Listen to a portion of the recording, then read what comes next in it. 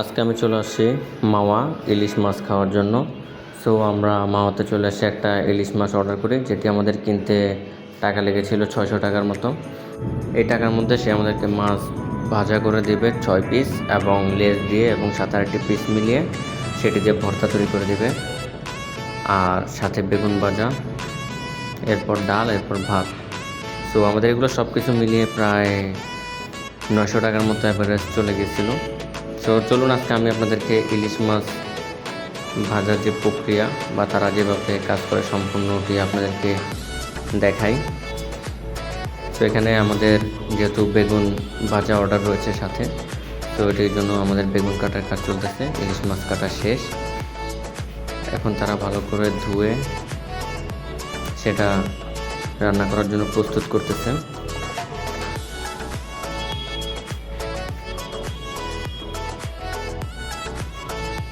প্রথমে তারা কড়াইতে ভালো করে পরিষ্কার করে তারপর সেখানে সরিষা তেল দিয়ে দিয়েছে, এবং মাছ এবং বেগুনের মধ্যে সরিষা তেল দিয়ে দেওয়া হয়েছে।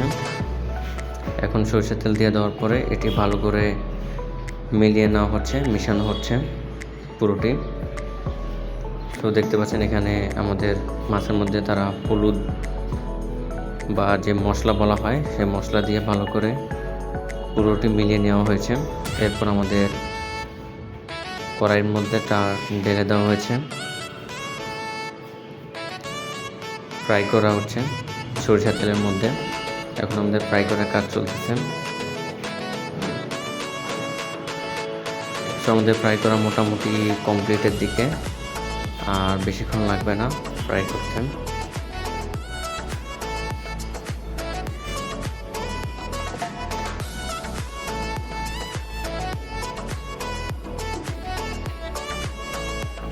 এরপর এখন আমাদের লেজ এবং একটা পিস দিয়ে ভর্তা তৈরি করার জন্য প্রস্তুত করা হচ্ছে। সো এখানে লেজ এবং একটি পিস দেওয়া হয়ে গেছে, এই যে আপনারা দেখতে পাচ্ছেন মাছের লেজ এবং সাথে একটি পিস। আর ওখানে আমাদের মাছ ভাজা কমপ্লিট, ফ্রাই করা কমপ্লিট, বেগুন সহকারে বেগুন ভাজাও কমপ্লিট। সো এখন ভর্তা তৈরির জন্য যেসব মশলা বা যা কিছু এগুলো দেওয়া হচ্ছে, যেমন মাছ ভাজার সময় আমাদের যে তেলটা ইউজ করা হয়েছিল সেখান থেকে কিছু তেল নিয়ে ভর্তার মধ্যে দেওয়া হয়েছে। এরপর সেখানে পেঁয়াজ কাটা ছিল, তারপর মরিচের গুঁড়ো, ধনিয়া পাতা, এগুলো টোটালি একসাথে করে তারপর সেখানে দিয়ে দেওয়া হয়েছে, এবং তা ভালো করে ভর্তা তৈরি করা হচ্ছে। তো আমাদের তৈরি হয়ে গেল আমাদের ভর্তা। এখন আমাদের সালাদ তৈরি করা হচ্ছে শসা দিয়ে, কাঁচামরিচ দিয়ে। সো আমাদের সালাদ তৈরিও কমপ্লিট, এই যে দেখতে পাচ্ছেন আমাদের টোটাল আইটেম কমপ্লিট।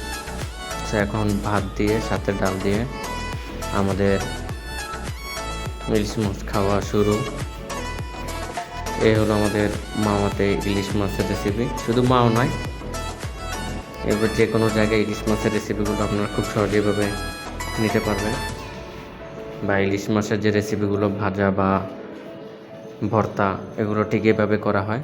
সো আমি আজকে আপনাদেরকে রেসিপিটাই তুলে ধরলাম, যেভাবে ইলিশ মাছের রেসিপিগুলো করা হয় সেই সম্পর্কে একটা ধারণা দিলাম।